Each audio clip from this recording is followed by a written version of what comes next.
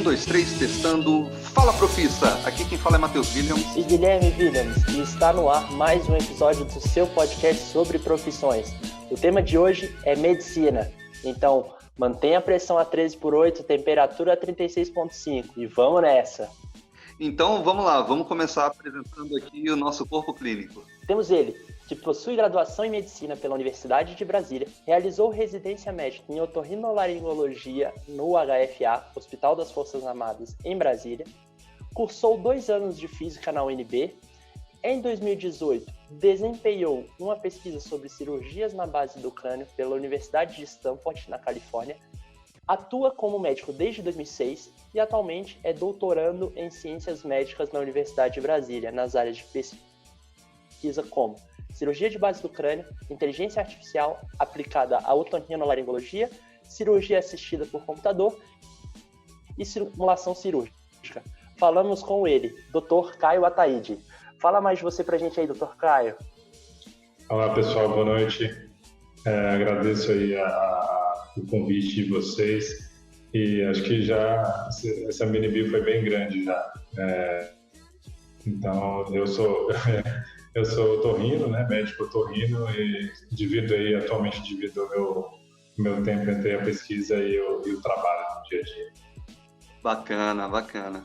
E também compondo o nosso corpo clínico, temos ele, que se formou em janeiro de 2020 pela Universidade de Brasília e já recebeu uma missão: atuar no hospital de campanha do DF, na enfermaria e na unidade de cuidados intermediários, além de fazer parte da UTI Covid na UPA Núcleo Bandeirante, também em Brasília.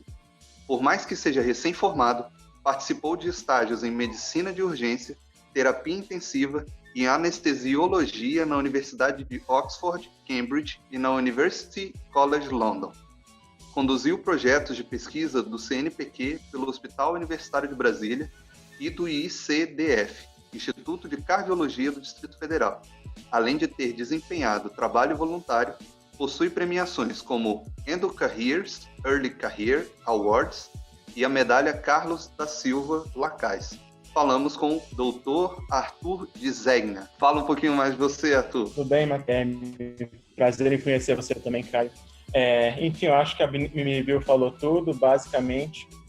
Médico muito jovem, início da minha carreira, mas aí recebendo do destino essa grande responsabilidade de ter bem se formado em uma época como essa, em que nós médicos recebemos essa grande função, esse grande desafio que é lidar com a pandemia de Covid. Basicamente, é mais do que eu tenho feito hoje.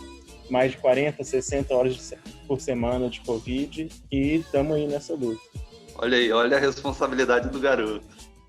Então senta que lá vem história. Aí a gente começa assim, ó. Desmaio ao ver sangue. Existe a possibilidade de eu ser médico? Não posso falar pelo Caio, mas eu já vou abrir o jogo. Eu já desmaiei por causa de sangue.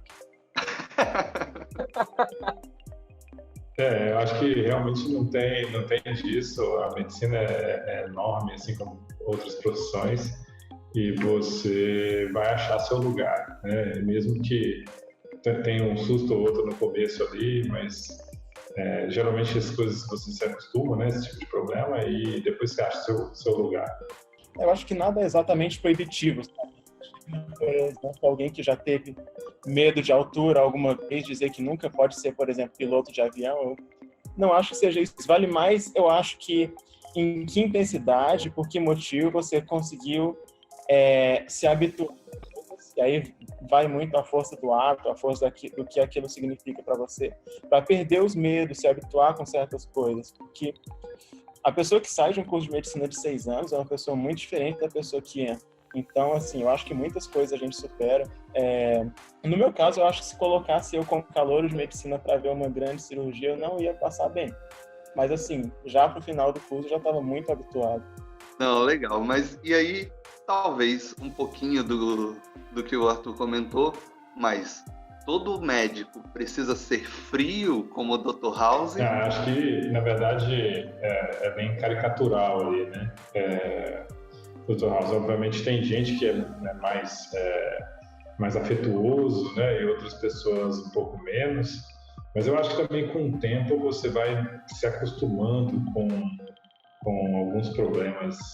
Eu acho que isso, na verdade, até é uma coisa que a gente tem que ficar atento, porque naturalmente a gente vai acostumando com problemas que para algumas pessoas é a primeira vez na vida, né?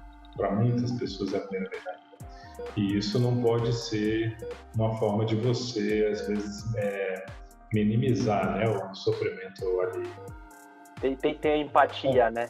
É porque a gente se acostuma muito a ver certas coisas e às vezes a gente se acostuma a valorizar pouco algumas coisas que para o paciente tem o mesmo conhecimento que a gente, causa muito sofrimento e bastante ansiedade. Eu vejo isso principalmente até mesmo em casos leves de Covid. Desculpa ficar voltando nessa doença, mas assim, está muito em voga e, por exemplo, o Caio provavelmente já pegou também aquele paciente que está com um caso leve de Covid, tendo tosse, febre, dores no corpo, mas sem virar aquele caso grave, aquele caso interno, aquele caso que chega a ameaçar a saúde do doente ao longo prazo. E as pessoas ficam muito ansiosas porque chegam a ver, assim, o tanto que se fala disso na televisão, o tanto que ele fica preocupado pensando se algo pior vai acontecer com ele. Na maioria das vezes não acontece. E é muito comum de médicos que estão muito acostumados a lidar com isso, como eu, por exemplo, a gente dá muito pouca atenção ou passar assim, mais rápido por casos como esse, mesmo que a pessoa esteja mais ansiosa, porque estamos em uma situação em que precisamos priorizar coisas mais graves. Muitas vezes os pacientes não entendem isso. Mas assim, falando sobre o Dr. House, eu realmente não vejo como alguém conseguiria viver uma carreira na medicina sendo dessa forma. É realmente só um personagem de televisão mesmo, até porque os pacientes cobram isso da gente, a nossa formação ensina a gente a ser humano, tanto quanto ser científico, tanto quanto ter raciocínio, ensina também a ser humano. Então, eu acho que eu nunca vi na minha carreira um médico que, assim, se equiparasse a um Dr. House em termos de personalidade. Espero também nunca ver. Mas ele tem o negócio dele, né? Digo, ele tem que ele entrega alguma coisa, né? Mas ele cobra caro.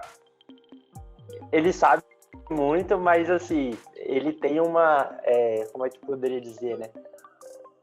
Tipo assim, um afastamento da pessoa, né? Ele trata ali como um caso de estudo e pronto, né? Mais ou menos isso. Acho que eu já vi muitas pessoas que seriam tão geniais quanto ele em termos de raciocínio clínico e que são muito mais humanas e muito mais, assim, afáveis com o paciente. Pessoas que seriam realmente a exceção da exceção, pensando assim, em médicos que eu conheço. Querendo ou não, estamos tratando com vidas, né? Com seres humanos. Então... Quando eu descubro qual área que eu vou atuar na medicina? Caio já descobriu. Talvez, acho que a gente vai descobrindo, mas acaba que depois de um tempo você vai tentando, né? Acho que isso não tem fim, não. Você escolhe porque é a hora de escolher. E, obviamente, né, você fica um pouco... tem algum limite, né, dentro da, por exemplo, no meu caso, da otorrino, tem algum limite, mas dentro de cada especialidade, com certeza, é um outro mundo, né, que você pode ir para vários campos também. Então, eu acho que o principal é você conhecer, né, você se conhecer, como você funciona, se você... gosta mais de atender no consultório, se você não gosta muito de atender no consultório, se você gosta mais da correria do plantão, se você não gosta, esse tipo de coisa, né? Que você vai entendendo, você vai achando ali uma especialidade que vamos dizer assim, se adeque melhor ao seu jeito de funcionar, que você não vai se entristecer tanto, ou você vai ter mais alegria por aí. Eu acho que a maioria dos estudantes de medicina tem uma boa ideia da área que eles vão seguir em torno do final do 5º, 6º ano de medicina, bem no final do curso, que é quando eles já experimentaram tudo e tem até uma noção do que eles querem seguir de interesse profissional e estilo de vida também. Eu, por exemplo, me formei e atualmente estou atuando sem ter área específica. Eu vou fazer isso no futuro. Ainda tem umas 2, 3 áreas que eu considero. Então, é possível você até protelar isso há um certo tempo, dependendo da forma como você pensou na sua carreira. Alguns médicos só se especializam depois de muito mais velhos. Então, basicamente, isso vai depender muito da história de vida de cada um e dos planos também. Isso aí é interessante.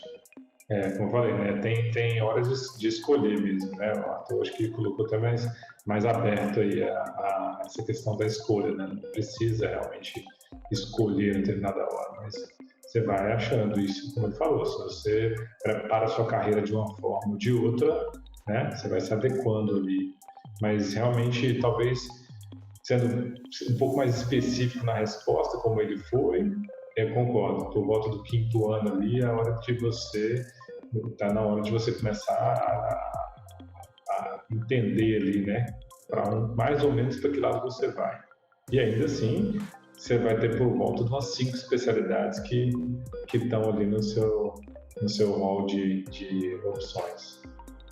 Mas, por exemplo, você vai, enveredando alguma coisa do tipo assim, eu gosto da área da cabeça, aí eu posso estudar parte neural, oftalmologia, otorrino.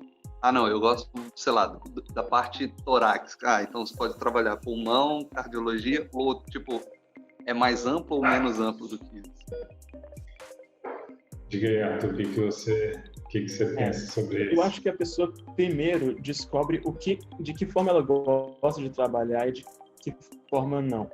Existem as pessoas, por exemplo, que lidam muito bem no consultório, lidam muito bem passando muito tempo conversando com pacientes, que aí seria a antítese do Dr. House. Todos, em geral, vão fazer especialidades mais clínicas, são aqueles médicos que vão ficar em consultórios, vão conversar muito com os pacientes. Existem as pessoas mais fechadas, que vão procurar áreas mais ou cirúrgicas ou de hospitais mesmo, que aí fica mais tempo tratando pessoas de forma ou outras que não envolvem interação direta, não envolvem conversa. Existem aqueles que querem mesmo ficar na guarda e escolhem áreas que não tem muita interação com o paciente, como radiologia, patologia, e a pessoa que vai ficar em uma sala separada, analisando imagens, analisando lâminas, enfim. Eu acho que a pessoa vai primeiro pensando que tipo de vida eu quero levar, depois encaixando os interesses específicos dela de acordo com o que ela imagina para o futuro dela. Medicina é uma área muito ampla, você pode ter quaisquer tipos de emprego. Se você gosta muito de pacientes, se você gosta muito de medicina social, quer estar lá onde as coisas acontecem, ou se você gosta daquele paciente crítico que está lá na UTI, ou se você gosta de ficar olhando a imagem no computador e dando diagnóstico. Eu acho que tem para agradar qualquer tipo de pessoa dentro dessa profissão. É verdade, concordo plenamente. Como eu falei, né? Mesmo sendo especializado em uma área, eu tenho que saber tudo sobre o corpo? É bom você ter uma noção ampla, nunca deixar, né? Muito embora a rotina seja, vamos dizer assim, traiçoeira nesse sentido, você não pode, né? O ideal é que você tenha sempre uma visão ampla, né, do processo, né, do paciente, no caso. Então, você saber um pouco de trauma, saber um pouco de cuidados, né, assim, suporte básico de saúde, tudo você tem que ter uma noção boa, né? Até porque um dia pode ser você lá no avião ou alguma outra situação que te chame para uma coisa desse tipo. De fato, existe isso. Quanto mais você se especializa e vai para as necessidades daquilo que você mais fácil fica esquecer o básico de outras áreas que você já estudou. É interessante que hoje em dia existe uma demanda muito grande de médicos que sejam menos especializados, de médicos que consigam lidar com situações gerais, que é o caso da medicina de família, posto de saúde, que é aquele médico que ali pau para toda obra. Se aparecer um pré-natal para fazer, ele faz. Se aparecer um paciente com doença neurológica, ele tem que dar algum andamento para isso. Se surgir aí uma criança com algum problema, ele tem que lidar com isso também. Isso é hoje em dia o médico que o país mais carece.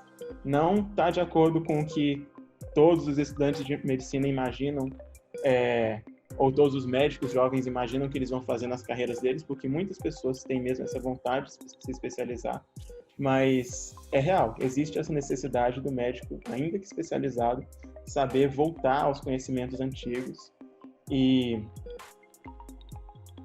conseguir tratar as coisas que também não são da área dele. Então tem que saber de dor de cabeça, bicho de pé. É bom ter uma noção, né? Sobre o que o Arthur falou, eu lembro de eu brincava com os colegas antigamente que a gente dava plantão numa cidade mais do interior, logo depois que eu terminei a faculdade. Então era mais ou menos assim, não tinha muita alternativa não. Então a gente brincava dizendo que a gente não era clínico geral não, era clínico total. Que era de tudo que aparecia você tinha que resolver, porque era difícil até de encaminhar para algum lugar. Caraca, chegou aqui, tem uma pessoa aqui com a dor de cabeça, não tá enxergando direito. Chegou aqui agora, um cara acabou de tomar uma facada. Como é que vai? Vamos embora, tem que resolver o problema de todo mundo. E me chamou a atenção muito aquela questão também de, tipo assim, você tá num avião, isso a gente vê muito em filme, né? Tipo, ai meu Deus, a pessoa tá aqui infartando, alguém é médico, e aí, tipo assim, pô, lá é só um médico, né? Assim, eu sou otorrino, né? Tipo assim, e não, tipo assim, valeu, deixa o cara infartar aí, né? Tipo, acho que entra muito nisso que vocês falaram agora, né? Felizmente, a maioria dos casos é simples, né? Então, não vai precisar ali, né, de uma reanimação cardiovascular, mas, né, uma hora você não tem jeito, uma hora vai... A terceira chamada, a segunda chamada ali do pessoal da tripulação, né, alguém tem que aparecer. Eu acho que o mais importante é que todo médico deve saber, independente da especialidade, é lidar com as coisas que você pode fazer uma coisa muito simples e salvar a vida da pessoa. Ou seja, não importa o quanto especializado você é ou qual especialidade que você seguiu, você deve saber reanimar uma pessoa. Você deve saber lidar com uma pessoa que o coração parou, por exemplo, como fazer para tentar sustentar essa pessoa até o coração voltar. Isso é o que a gente chama de reanimação ou suporte cardiológico, existem certificações para isso. Ou então, a mesma coisa em crianças, socorros básicos em crianças.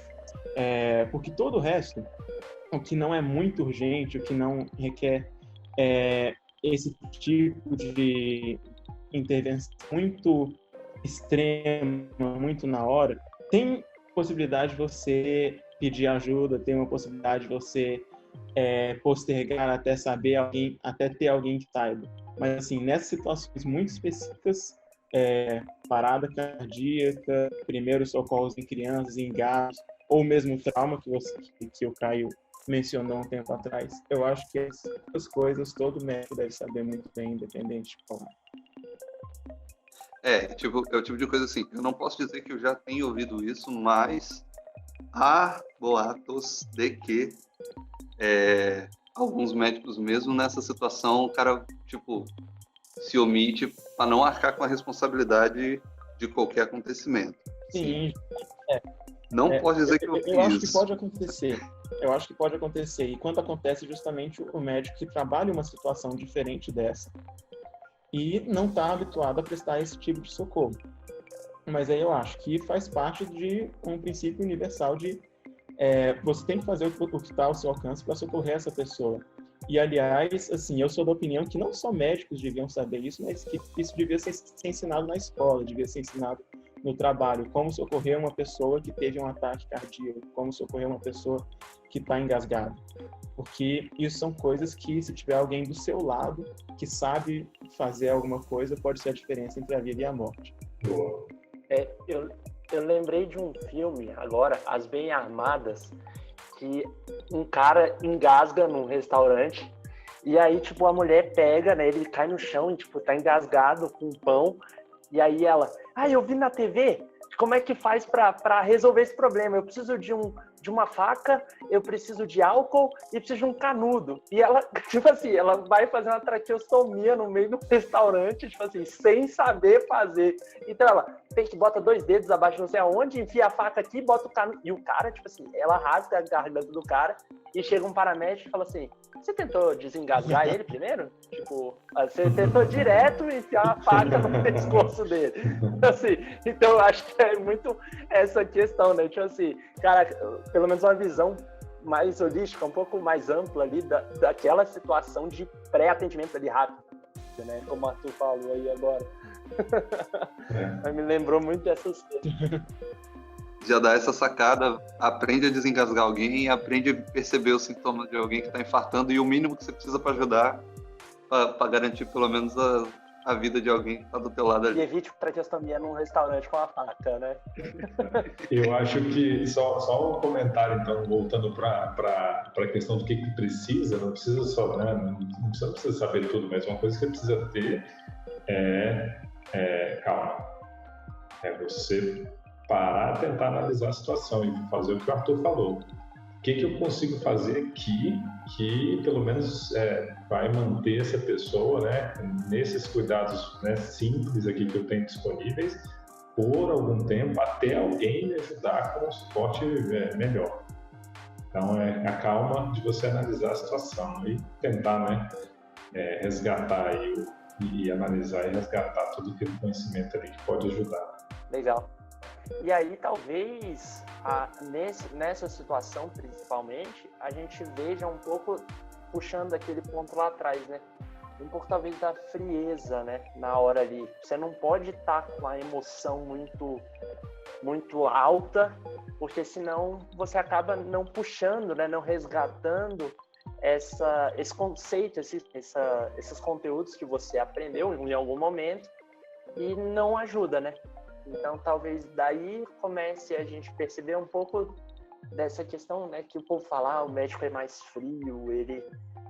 Talvez seja por isso, né? Essa parte analista dele, né? Tipo assim, que tem que parar ali e tentar analisar de fora mesmo. Tentar deixar um pouco de lado ali a emoção, né? Que obviamente, que às vezes a emoção é uma coisa muito importante, com certeza. Faz a gente tomar muita decisão.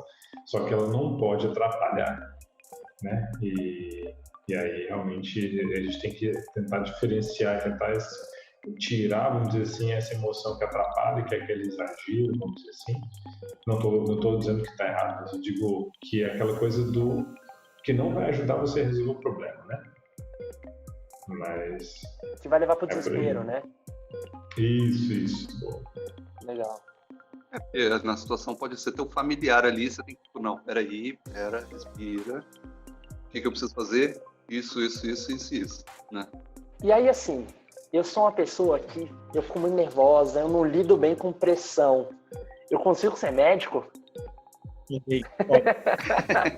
É muito natural você ter emoções muito fortes quando você está diante de algo que você não está habituado a fazer e diante de algo que você não sabe como fazer. Aquela história de que é muito difícil ou muito desesperador quando eu não tenho conhecimento para lidar com isso. Ou mesmo tendo conhecimento, eu não tenho o hábito. Com certeza, a pressão é uma parte essencial da nossa profissão.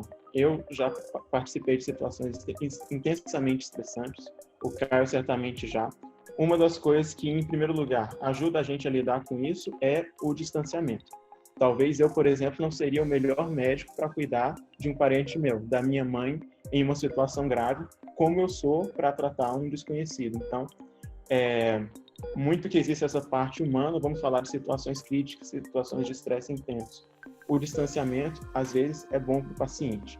E, em segundo lugar, conhecimento é a chave. Se você sabe o que fazer, você não vai entrar em pânico, você não vai desesperar. E, no mais, é o que eu falei mais cedo também. Inteligência emocional é uma coisa que a gente desenvolve durante a nossa formação, é uma coisa que os nossos professores nos ensinam e é uma coisa que a gente adquire vendo colegas também, se habituando com as coisas. Então, é uma construção do tempo. Se você está pensando em fazer medicina hoje, você acha que hoje você é uma pessoa muito ansiosa ou que não lida bem com pressão, pode ser muito bem que a vivência, o conhecimento vão te ensinar a lidar melhor com isso. Não seria eu, como um calouro, ou eu 4 anos atrás, lidando com as situações que eu lido hoje com muita naturalidade. Com certeza. O tempo vai moldando mesmo.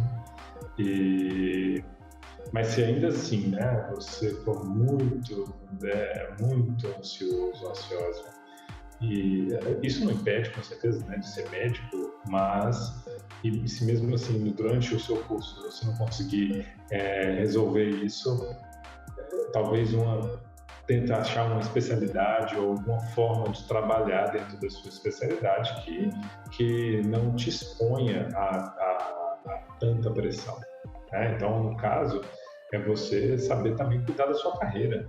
Então eu não vou trabalhar 80 horas por semana, vou trabalhar 40 horas no máximo, talvez 20, porque aí eu descanso. Não vou pegar um plantão.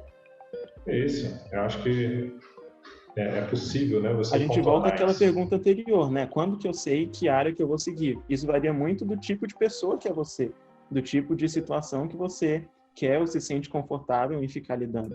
Eu acho que é muito o que vocês falaram, né? Temos aqui um otorrino e o Dr. Caio, que é otorrino, e o Arthur, que está nessa linha de frente aí com clínico geral, né? E pegando muitos casos de Covid. Então, assim, hoje, o médico que está entrando nessa área aí, né, como a de vocês, que otorrino, principalmente Brasília, que é uma secura total, agora tá assim de gente, né, procurando, e aí junta a secura com as sinusites normais, com as rinites e mais o Covid. Então, assim, é uma pressão diária, né, nessas áreas, assim, eu acredito, né. E muito que vocês falaram, tem que tentar manter essa calma, porque o paciente muitas vezes chega lá mais desesperado ainda, né? Com certeza e a pressão vem né, são vários locais, né? Às vezes está num procedimento específico que você está fazendo, às vezes é um paciente específico, às vezes é uma situação muito mais geral, às vezes você não quer mais dar plantão todo sábado à noite, por exemplo, mas o seu colega não quer pegar aquele plantão, ou o chefe, não sei. Eu digo, né, a vida é cheia de problemas, realmente, e você vai tentando achar ali seus mecanismos de defesa para conseguir levar da melhor forma. Ah, legal. Porque ainda tem a pressão da empresa, né, vamos dizer assim. Da instituição, né? Da rotina do trabalho, porque precisa ter médico todos os dias, né? Tipo assim, não dá pra... eu nunca vou trabalhar domingo. Tipo... esquece. Eu acho assim, você tem um prazo, né, para quem, né, ainda vai entrar na medicina, por exemplo, eu acho que tem que saber, né, que a gente tem que cumprir etapas, né? Tem que cumprir etapas, você tem que passar por algumas disciplinas.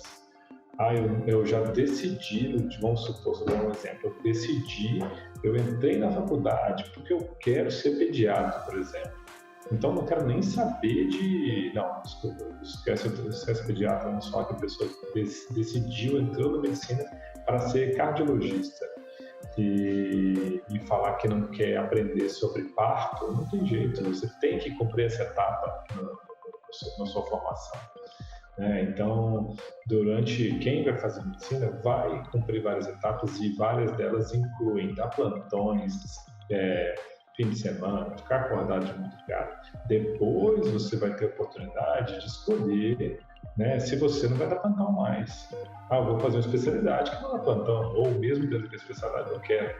Então você vai, né, depois de cumprir algumas etapas, você vai achando ali o seu local, mas com certeza prepare-se porque vai ter uns plantõezinhos fim de semana, todo sábado às vezes, todo domingo às vezes, mas depois isso passa, talvez.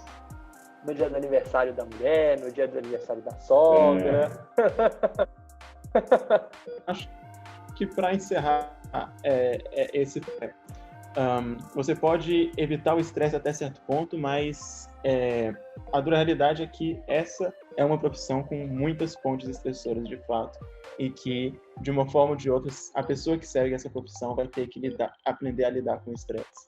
Traduzindo, então, depois que se forma em medicina, não é simplesmente aproveitar a vida e ganhar dinheiro, né? Não, até porque formar em medicina é só a primeira etapa. Quantos anos que o Caio já está estudando depois de ser formado? Pois é, com certeza não tem isso não. Se você achar um concurso para ser um juiz aposentado, concurso para juiz aposentado, se existisse esse concurso, com certeza seria uma coisa que depois que você passasse, você ia aproveitar e ganhar dinheiro. Caso contrário, o resto das profissões é trabalhar mesmo. Trabalhar e estudar. É. Legal. Ser médico em tempos de pandemia. Preciso de ajuda psicológica? Essa aí parece que foi feita pro Arthur, né? Não tá, vamos lá. Acho que o Caio tá aí também. Eu tô rindo. Certamente o Caio pegou muito paciente com Covid também. Mas falando de alguém aqui que está em 2 centros de referência de tratamento de Covid e, infelizmente, recebendo muitos casos graves, muitos pacientes que nós, infelizmente, estamos vendo evoluir muito mal, muitas pessoas que nós, infelizmente, estamos perdendo pela realidade dessa situação, a tragédia que é a pandemia do Covid. Nós estamos vendo uma carga de trabalho que é muito fora do habitual para a gente. Eu cheguei a trabalhar mais de 80 horas algumas semanas só em serviços cuidando de Covid, mais de 80 horas apenas de Covid em algumas semanas excepcionais que eu tive. Eu, particularmente, consegui lidar com isso sem necessitar de auxílio externo, mas eu reconheço que é uma enorme pressão de fato e é uma enorme mudança na nossa rotina. Mesmo pessoas que não estão envolvidas com isso de forma profissional também veem como a rotina delas mudou, como isso tudo é uma situação que causa bastante incerteza. Então, a necessidade de ajuda psicológica na população em geral, não estou falando em médicos nem em profissionais de saúde, tem aumentado muito. E, de fato, felizmente, a gente tem visto muitos dos nossos empregadores, muitos locais de trabalho já pensando nisso, já procurando situações de apoio psicológico mesmo. Certamente, nessa pandemia, tem dado muito trabalho, não só para a gente, mas também para os psicólogos e psiquiatras. Com certeza. Felizmente, né, os casos que eu peguei, né, são casos leves que aparecem em consultório e que algum apresenta qualquer sintoma de gravidade, naturalmente eles foram encaminhados para o hospital. Então, nesse sentido, a minha carga não foi grande, né? Porque eu não estou ali acompanhando pacientes que eventualmente possam ter ido a óbito, inclusive. Mas como o Arthur falou, não é só, né, um consultório, né? Existe todo um problema ali dessa pandemia que mexe muito, né, com todo mundo. Eu acho que o mais importante aí, já como é um assunto, né, o podcast não é para para profissão, mas de uma forma geral você está, né, nosso público, vamos dizer assim, de pessoas que estão se programando a vida, né? E eu acho que o importante nesse caso é deixar claro que sempre tem que buscar um equilíbrio, né, na sua vida, e a família e as pessoas próximas, você cultivar relações saudáveis, né, calmas, é uma coisa muito importante para você conseguir chegar em casa, por exemplo, e você ter um afeto, você ter aquele cuidado que vai fazer você ficar, ou pelo menos se distanciar daqueles problemas e ter ali um escape, né? Obviamente, existem várias outras situações em que que a ajuda psicológica é demandada, né? E eu acho que os profissionais eles vão ajudar nesse sentido também. Com pandemia ou sem pandemia, eu acho que a questão da saúde mental sempre foi um assunto assim quente entre profissionais de saúde e médicos em particular. Existem estudos epidemiológicos entre médicos que mostram que nós somos pessoas muito mais propensas a ter problemas de saúde mental, como depressão, ansiedade, síndromes de esgotamento, que é o que se chama no meio psicológico, psiquiátrico de burnout, ou seja, burnout é basicamente em inglês para esgotamento com uma profissão, com uma tarefa. Isso é muito comum por conta da carga de responsabilidade que existe no nosso trabalho, por conta das longas jornadas. Então, isso de fato é uma realidade, é um problema que existe na saúde da nossa profissão, e isso é algo que a gente precisa, enquanto indivíduos e como classe, saber lidar melhor com isso. Como indivíduos, é o que o Caio falou, a gente precisa procurar o equilíbrio na nossa própria vida. A prevenção para uma doença psicológica, a prevenção para estresse, é o lazer, é estar em contato com as pessoas que você gosta, é ter tempo livre, é não se dedicar somente ao trabalho e principalmente ter também uma relação saudável com o seu trabalho, gostar da sua profissão. Não, legal. E assim, a gente tá gravando esse episódio em setembro, ele também vai ao ar em setembro, e é justamente o mês dessa conscientização sobre a vida, né, sobre essas questões psicológicas, né, que é o Setembro Amarelo. Então tem todo o apoio do CVV, então também assim, é importante. A gente costuma fazer o podcast baseado em uma profissão, mas cada vez mais a gente percebe coisas que são comuns a todas, né? Então, a forma de você ser um profissional, o quão é importante você relacionar outros conteúdos à sua própria profissão. Então, como o Arthur falou, você saber onde você quer chegar, o que você realmente, qual é o seu perfil, isso é importante. E meio que a gente viu um pouquinho disso, tipo, no marketing, na estratégia, como você vai se portar para divulgar o seu trabalho, para você procurar outros, né, se divulgar e tudo mais. E a gente também discutiu em outros episódios, e tem alguns mais para frente que com certeza vão vir o assunto, mas essa relação da construção de maturidade, essa questão emocional, né, de você fazer um trabalho emocional para que você consiga construir sua carreira e superar desafios, entrar em momentos de estresse, mas conseguir sair de forma tranquila desses momentos, porque são momentos, né? Isso não quer dizer que a tua vida vai girar em torno daquilo, né? Bom, então, como a gente percebeu, cuidem da saúde física, cuidem da saúde psicológica, cuidem dos relacionamentos, né, das pessoas que você tem ali próximo a ti, e isso é importante para qualquer profissão, não só para medicina, não vamos definir uma profissão específica, todo mundo precisa desse cuidado, isso é muito importante. Então, seguindo agora com o nosso programa, vamos para o nosso próximo bloco. I don't think this is lupus. So, it's infection, lupus, drugs, or cancer. No, I think lupus is way more likely. Ei, tem uma pergunta. Muito bem. Como vocês já sabem, abrimos a nossa caixa de perguntas lá no Instagram para que todo mundo que escuta o nosso programa possa enviar perguntas sobre o tema que a gente vai gravar durante a semana e tudo mais. Então, talvez eu ouso dizer que é um dos momentos mais esperados do público, porque é quando ele vai ouvir o que ele mandou aqui para a gente e para os nossos convidados. Pergunta. Luísa perguntou: onde formam médicos mais humanitários, que defendam acesso à saúde como um direito? Vamos lá. Em termos de experiência de formação, você está falando com dois médicos que vieram do mesmo lugar. Eu me formei na UNB, se não me engano, o Caio também, certo? Então, vamos lá, nossa formação, esses pontos foram muito bem trabalhados. Assim, eu acho que tanto a humanização quanto a defesa do SUS, a defesa do acesso à saúde como direito universal, assim, foi um curso que reforçou bastante esses aspectos sociais. Em termos de outras faculdades que eu conheço aqui no Distrito Federal, isso também é reforçado em outros lugares, até porque isso faz parte do currículo,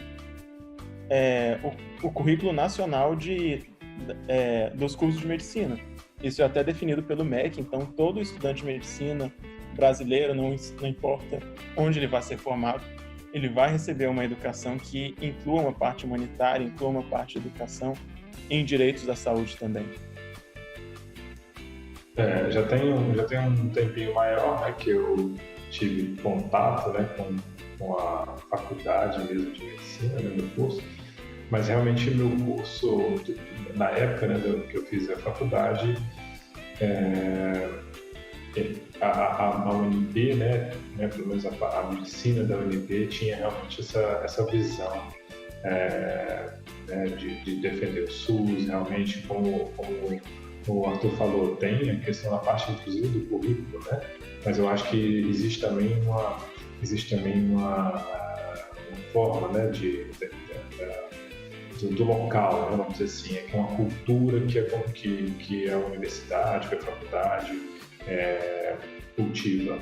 Alguns lugares, eu acho que as coisas vão mudando, eventualmente um lugar você vai ter mais gente que tem um contato muito maior com o SUS, outros lugares que tem um pouco menor, então talvez isso gere alguma pequena mudança aí na forma de ver a medicina, como praticar a medicina.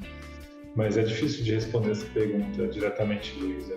Eu acho que a gente está, né, dando uma volta, mas não tem uma resposta concreta para você dizendo aonde vai formar. Eu acho que todos os lugares, como o Arthur falou, todos os lugares passam por esse ritual de informações, né, de trabalho, experiência, mas eventualmente um ou outro vai agir diferente. Mas como o Caio falou, e se for para falar bem da UNB, aí é com a gente mesmo. Eu realmente não tenho nada a acrescentar, nada a reclamar em relação à formação tanto humanitária quanto em educação à saúde e direitos que eu tive. A UNB realmente foi muito forte nisso, mas como eu falei, acredito que outros lugares certamente também terão suas qualidades nessa área. E, como eu falei, isso faz parte do currículo nacional de escolas de medicina. Em qualquer lugar que você for, você vai receber uma educação humanitária, você vai receber uma educação em saúde pública, em SUS também. Pergunta. Paracelso perguntou: após a graduação, o médico sai como clínico geral? Essa pergunta é polêmica, porque é uma questão de nomenclatura. E isso confunde muito as pessoas. Okay? Basicamente, clínica é uma área de atuação médica e também uma especialidade. Aqueles médicos que tipicamente atuam em consultório ou atuam em hospital tratando doenças que não envolvem cirurgia, por exemplo, operações, ou que não são áreas específicas como a obstetrícia, ginecologia, essas coisas mais específicas, mais para um outro lado, digamos assim. Que, em geral, são os médicos que as pessoas estão mais habituadas. O cardiologista, o nefrologista, o geriatra, o endócrino, são todos clínicos. Ou seja, são médicos que tratam desse grupo de doenças que a gente agrupou na clínica médica. Então, isso é uma especialidade médica, porque é a especialidade dos médicos que resolveram seguir por essa área. No entanto, existe também o médico que acabou de sair da faculdade, como eu, que está habilitado em resolver pelo menos os casos mais simples de todas essas subespecialidades, que é chamado de clínico geral ou então generalista. Okay? É o médico que, como eu falei antes, o pau para toda obra. No entanto, existe a especialidade clínica médica, a pessoa que tem o título de especialista em clínica médica. Foi aquele que fez uma formação adicional para ser isso. Então, não pode confundir esse médico, que já está no caminho da especialização dele, com um médico generalista, que está basicamente cuidando daquilo tudo. Que aí, o médico generalista também engloba partes de fora da clínica, como, por exemplo, a ginecologia, como, por exemplo, a cirurgia e outras áreas também. Isso, eu acho que só acrescentar o que o Arthur falou é isso aí. A pessoa que terminou a faculdade de medicina, recebeu o título de médico, se ela realmente foi lá no CRM, né, e homologou o título de médico, a partir do momento que a pessoa tem um certificado de atuação, né, que no caso seria o registro no CRM, ele está habilitado a fazer praticamente tudo.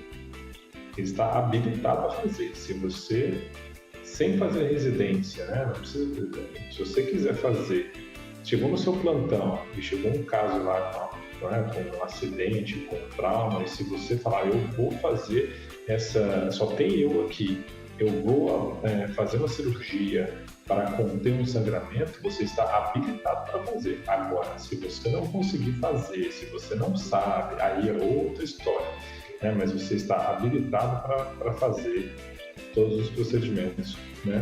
Para salvar uma vida. Exatamente. A especialização serve para dar respaldo ao médico para fazer coisas que ele habitualmente faria na profissão, na área de atuação que ele escolheu. E aí, por isso, também existem títulos específicos que eles recebem para cada área que eles seguem, para cada etapa de formação adicional que eles fizeram. Então, por isso, não confundir o generalista, que é o médico que teve a formação da faculdade, como eu, que me formei em janeiro, com o especialista em clínica médica, que é o médico que fez pelo menos mais 2 anos de especialidade em áreas clínicas. E depois pode seguir para as áreas ainda mais aprofundadas. Pasteur perguntou: o curso de medicina é tão difícil quanto é para entrar na universidade? Eu acho que, só tentar responder rapidamente, eu acho que é diferente, a dificuldade é diferente, né? Se você for pensar no tanto de tempo que você tem que estudar aquelas disciplinas do ensino médio para fazer uma prova específica, você vai falar, não, isso é difícil passar naquela prova que é o vestibular. Por outro lado, durante a faculdade, você tem 6 anos de dedicação, você tem que correr atrás de um monte de coisa diferente e que para você conseguir, né, aprender e se formar. Então, são dificuldades diferentes, vamos dizer assim. Certamente não dá para subestimar, mesmo com tanto tempo que se passou, o perrengue que foi passar naquele vestibular, mesmo quero lembrar disso ainda, pela época dele. O que eu posso dizer, imaginando que essa pergunta foi feita por uma pessoa que pretende passar por essas etapas ainda, pretende fazer vestibular, é que, nossa, como a minha vida melhorou depois de eu entrar nesse curso, depois de eu entrar no caminho para seguir uma carreira que eu gosto.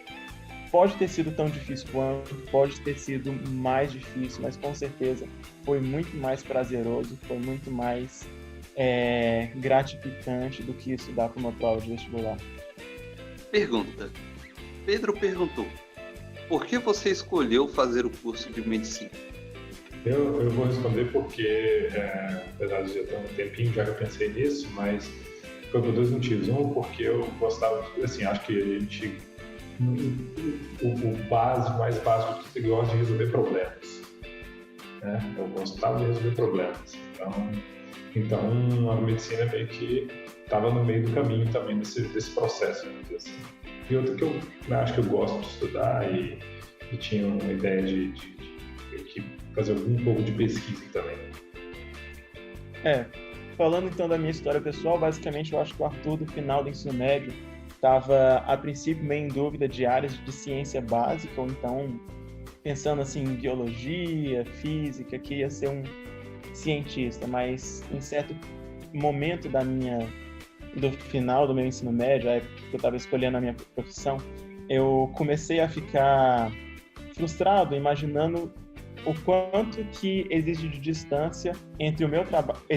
de distância entre o meu trabalho naquelas áreas e até quando isso iria beneficiar uma pessoa de forma direta. Então eu queria um trabalho que tornasse uma linha mais direta assim, entre a ciência e o benefício que ela causa. Eu acho que não causa essa linha assim, tão evidente, curta, entre o conhecimento e isso quanto a medicina. Basicamente eu queria ver resultados bem evidentes do meu conhecimento. E isso, graças a Deus, hoje em dia eu vejo todo dia. Se eu sei tratar uma coisa, eu vejo depois o paciente melhorando. Isso é incrível, isso é muito bom. Foi para isso que eu escolhi essa profissão. Pergunta. Alexander perguntou: para fazer medicina, preciso saber muita biologia na escola? Olha, quando eu fiz vestibular, eu precisava saber matemática. Porque no vestibular, né, a maioria, assim, claro, né, no vestibular da UNB contava muito, não sei como é que está agora, mas contava muito naquela época. Você saía bem em algumas disciplinas, porque tinha um peso diferente. Mas biologia, você gostar de biologia, como o Arthur falou, né? É aquela coisa que você, né, gosta muito e acaba que você vai, na verdade, utilizar no seu dia a dia, na translação, né, do conhecimento para o tratamento clínico. Com o tempo de curso, as coisas que você vai lidando vai começar a afastar bastante daquela biologia que você aprende na escola, de como que funciona o DNA, como que é a célula, tudo isso está no básico do que a gente aprende no curso, é certamente aqueles fundamentos sobre o qual você constrói os tijolos do seu conhecimento, mas você raramente pensa muito em biologia básica quando você está trabalhando como médico. Então, assim, é natural que as coisas se distanciem, mas eu acho que é um pré-requisito razoável para você saber como um medicamento funciona, como uma doença funciona. Você precisa saber como que é a célula, como funciona o corpo humano, e aí muita coisa da biologia entra aí também. Pergunta. Fleming perguntou: os médicos são preparados para dar notícias ruins durante o curso? Eu acho que a gente vai vendo, né? Pelo menos eu, particularmente, se eu recebi uma aula, mentira, a gente teve aula de psicologia médica e tem alguma informação sobre isso, tem também na direito. Mas a gente tem algumas aulas de psicologia médica, tem coisas desse tipo, e tem durante o nosso dia a dia ali no hospital, já né, na parte clínica, a gente também vai acompanhando os profissionais e vai aprendendo ali, né? Existem discussões à beira do leito sobre isso, às vezes depois de ter discutido com o paciente, com certeza a gente tem orientações sobre isso. Existem também até mesmo protocolos de como fazer isso, regras passo a passo de como apresentar uma notícia ruim, e isso ajuda muito médicos que, infelizmente, por poder de forças maiores, têm que fazer isso com muita frequência, como infelizmente tem sido eu ao longo dos últimos 2 meses, em que eu tive lidando com a carga mais pesada da mortalidade por Covid mesmo. Existe até um mnemônico que a gente estuda na faculdade, que se chama SPIKES, como que você deve seguir para dar uma má notícia e como ir preparando a pessoa que vai receber essa má notícia para isso ao longo disso. Certamente a gente já teve que dar, por exemplo, notícia para pessoas que elas tinham doenças que não poderiam ser curadas, ou doenças que necessitariam de tratamentos pelo restante da vida. Tudo isso, existem vários níveis de má notícia, até você ter que dar a um familiar, por exemplo, a notícia de que um ente querido dele faleceu em decorrência de uma doença que a gente estava tratando. Basicamente, tudo se resume a entregar a notícia respeitando a percepção da pessoa sobre aquilo, ou seja, evitar termos técnicos, tentar simplificar aquilo ao máximo, ter muito cuidado com o ambiente em que você está dando aquela notícia, porque você tem que deixar a pessoa também expressar suas emoções e, evidentemente, também falar a verdade, que isso é uma coisa que as pessoas esperam bastante dos médicos. O que eu tenho de experiência de familiares e de pessoas que estão prestes a receber uma notícia ruim é que elas necessitam saber a verdade, mas elas precisam também ter essa verdade de uma forma humana. Então, esses protocolos, esses mnemônicos, às vezes até automatizam o nosso processo, mas são muito bons para a pessoa que está recebendo essa notícia, de receber ela de uma forma suave, mas também informativa. Eu sei que, por exemplo, nesse processo tem até algumas questões do tipo, mesmo no pior dos casos que esteja um paciente, caso ele venha a óbito, essa comunicação ela nunca vai ocorrer de madrugada para não alertar um familiar, para que ele se exponha a um risco no caso de querer resolver alguma coisa, ocasionando um processo ainda pior, né? Sim, sim. Pergunta. Vera perguntou: quais os desafios da profissão em tempos de pandemia? Tirando a parte de... Assim, tem o desafio da profissão, vamos tentar focar, né? Acho que além da proteção, né, todos os APIs que a gente tem que usar, um pouco de... Eu senti bem, e meus pacientes expressaram muito a falta, vamos dizer assim, de você fazer um gesto corriqueiro, que é apertar a mão do paciente quando entra e quando sai do consultório. Eu acho que coisas desse tipo, assim. Eu acho que o Arthur tem uma visão, né, de uma outra posição que também pode acrescentar muito. O principal desafio, eu acho que se resume evidentemente, ao aumento da demanda, ao aumento da quantidade de trabalho que a gente tem que fazer. Então, a gente precisa cuidar de muito mais pacientes em menos tempo. Existem muitas coisas que a gente precisa simplificar para dar prioridade àquelas pessoas, àqueles casos que a gente precisa, que podem mais se beneficiar com a nossa ajuda.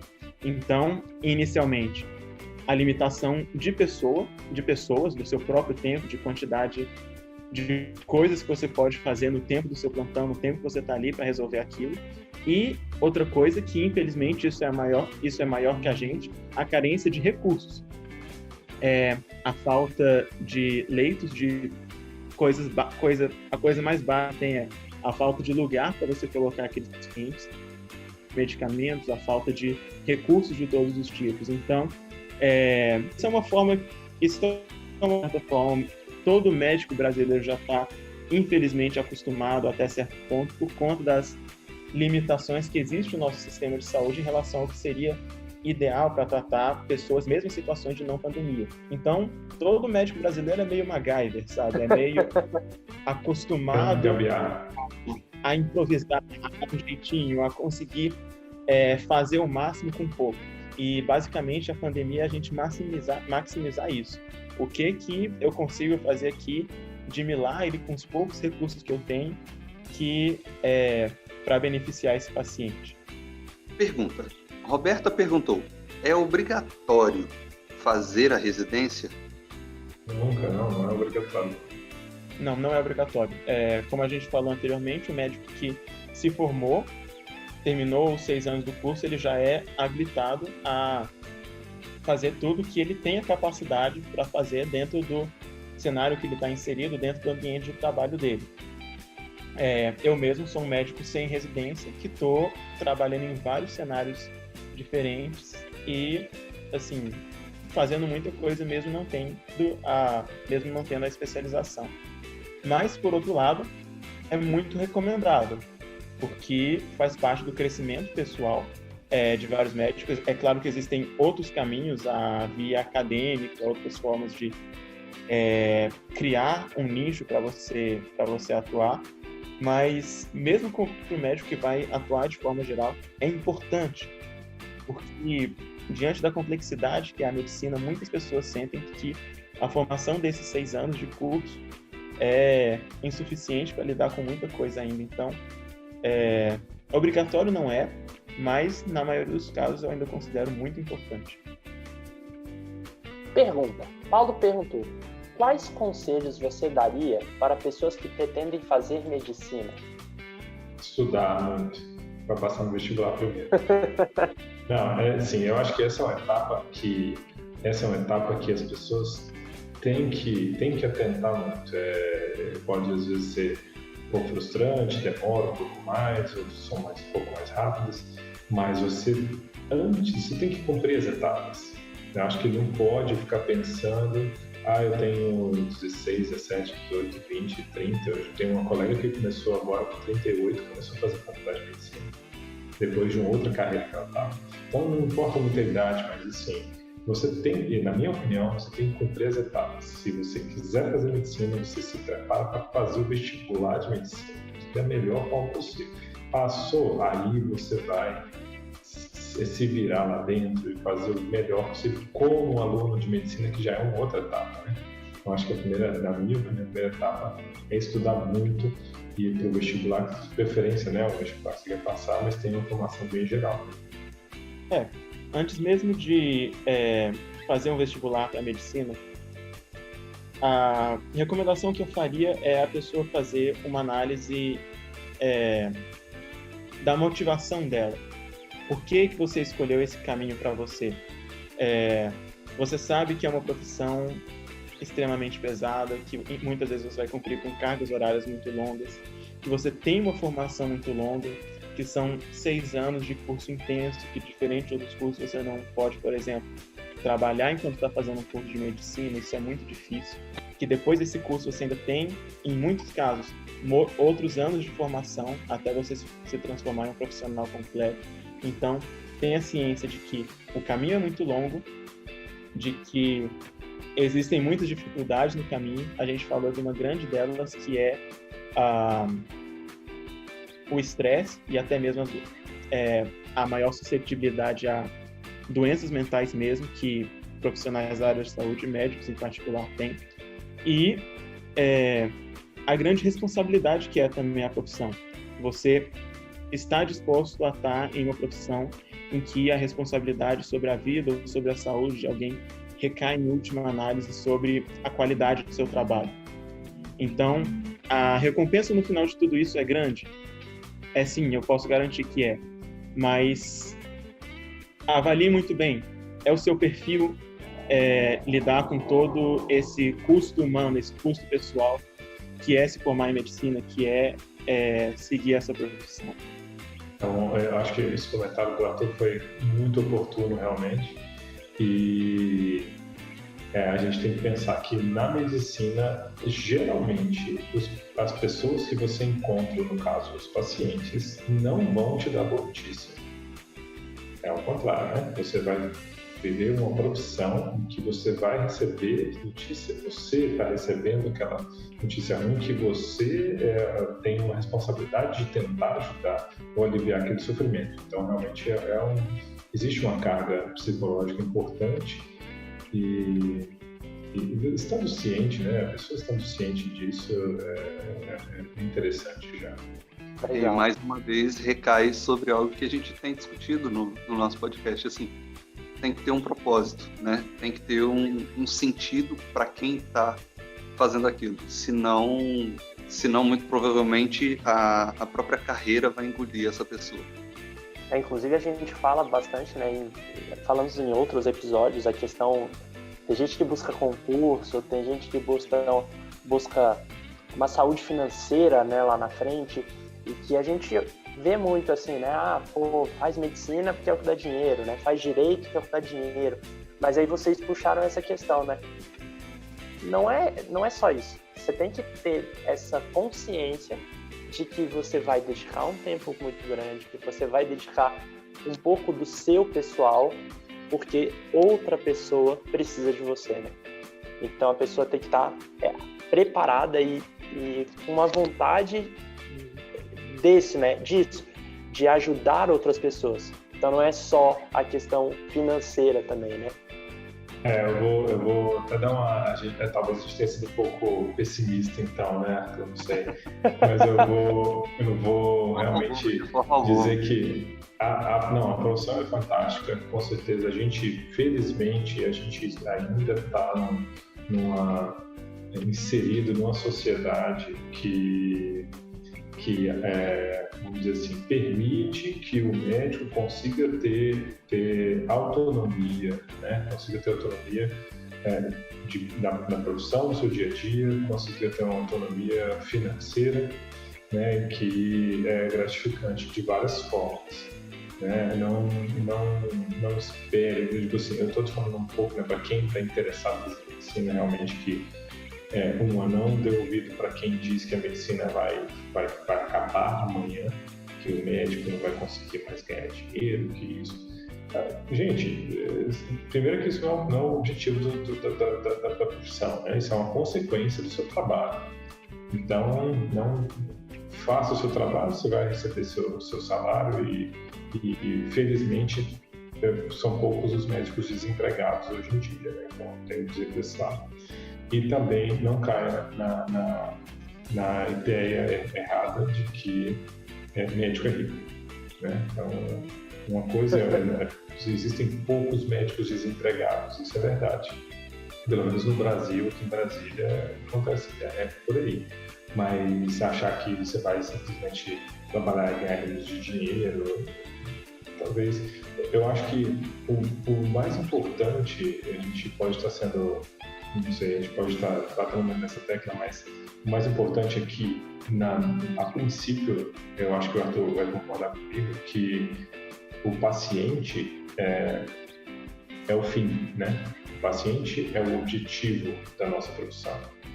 E não é o dinheiro que é o objetivo da profissão, é o paciente que é o objetivo. O dinheiro é uma consequência que vem de acordo com o seu trabalho. Mas se o paciente deixar de ser o fim e passar a ser o meio, aí sim é o problema, porque a pessoa vai usar o paciente para ganhar dinheiro. E isso é uma visão completamente equivocada, ao meu ver, dessa profissão, que é a medicina, que é fantástica. De fato, a minha fala de antes soou mais como um alerta de qualquer coisa, mas se é para eu dar uma boa notícia no final, devo dizer, a recompensa é muito grande. Não só porque nós somos, de fato, um posto muito bem colocado no mercado de trabalho, mas também porque a satisfação, se você é a pessoa certa para a profissão, a satisfação de trabalhar com isso também é muito grande. Bom, e com essas mensagens, talvez um pouco bucólicas, mas mais positivas do que negativas, vamos para o nosso próximo quadro, que é o Recomenda Profissa. O que vocês teriam de indicações de livros, séries que inspiram ou inspiraram vocês, que possam servir de referência para quem quiser se familiarizar com a área ou simplesmente por puro entretenimento? Isso tem, né, essas séries médicas, eu acho que é interessante às vezes ver, porque pelo menos você tem uma noção do que acontece mais ou menos no hospital, tirando, né, os exageros lá. Conhecimentos diversos, acho que, como o Arthur falou, né, a gente tem uma mente um pouco de cientista, quem quer fazer medicina cientista, né, então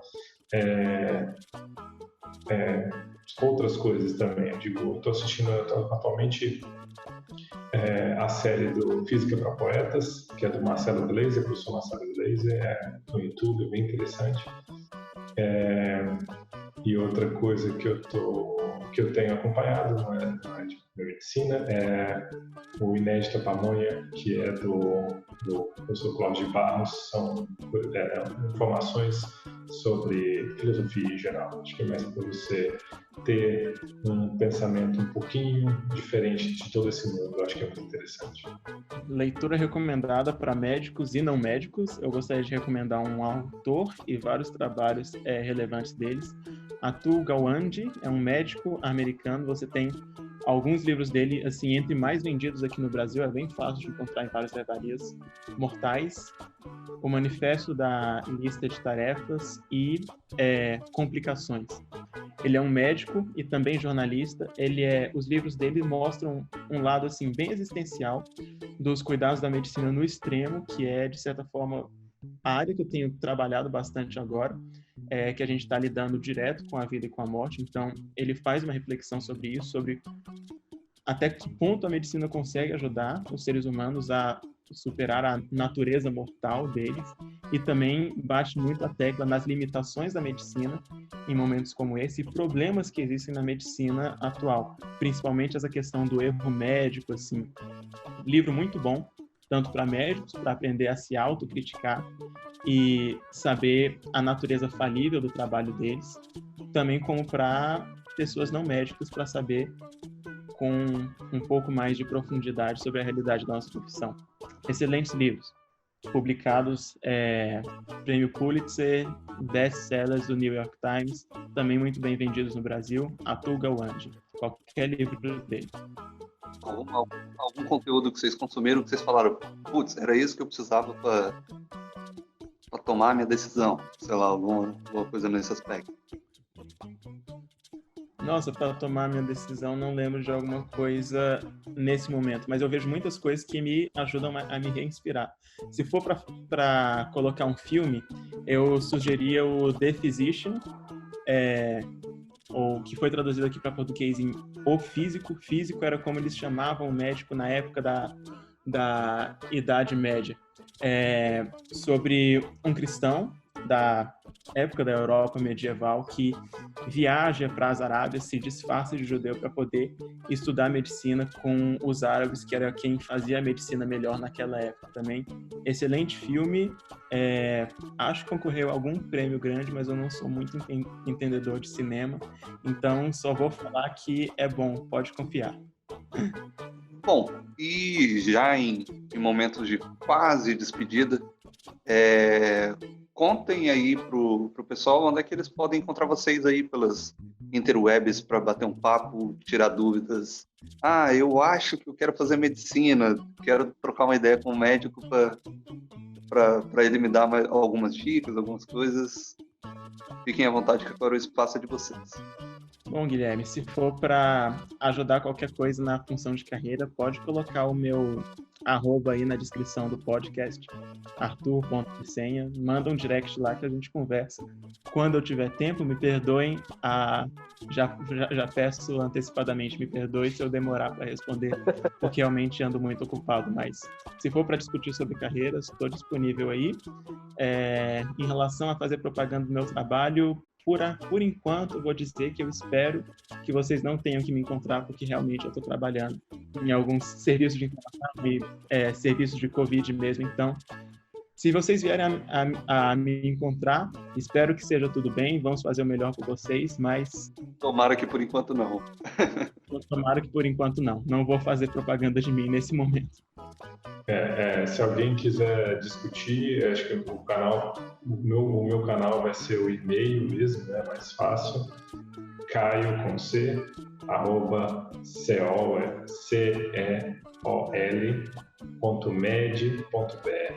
caio@ceol.med.br. Esse é o melhor canal para me encontrar, para ter esse tipo de discussão. Mas se precisar de uma avaliação, né, dentro da minha área de otorrinolaringologia, o consultório fica ali tem vários, né? Temos na Sul, Taguatinga e em breve, cada vez mais lugares a gente espera. 3346-4312, ceol.med.br. A gente pode ter uma conversa específica sobre o otorrino, mas no e-mail também a gente pode discutir um pouco mais. Lembrando que essa recomendação é para Brasília, Distrito Federal, então o DDD é 61. Se estiver viajando, tiver uma urgência, qualquer coisa, corre lá. Se for da cidade, já sabe qual médico você procurar. Então, galera, para participar conosco dos próximos episódios, é só acompanhar a gente pelo @falaprofissa no Instagram e no Twitter, ou pelo e-mail falaprofissa@gmail.com.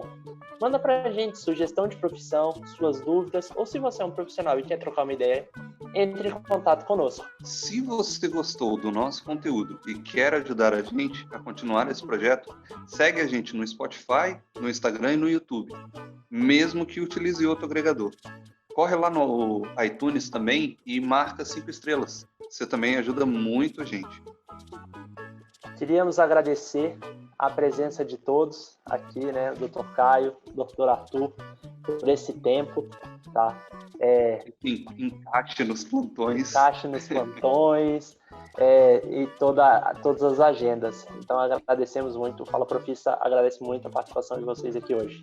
A gente espera que a gente possa iluminar um pouco o caminho de quem está ouvindo a gente, mas esse recado que vocês deixaram no final das perguntas, acho que é o mais importante. E, mais uma vez, agradecer a presença, esse tempo que vocês puderam dedicar para a gente e para quem está nos ouvindo. Eu agradeço, obrigado Guilherme, obrigado Matheus, e um abraço aí aos ouvintes. Ok, gente, muito obrigado. Então é isso, galera, até a próxima e tchau! Tchau, gente, até mais.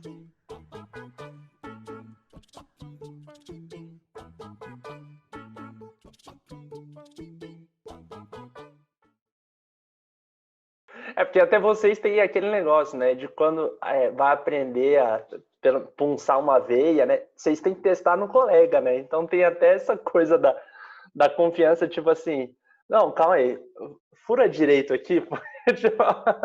Não, mas isso foi verdade. Minha colega sofreu.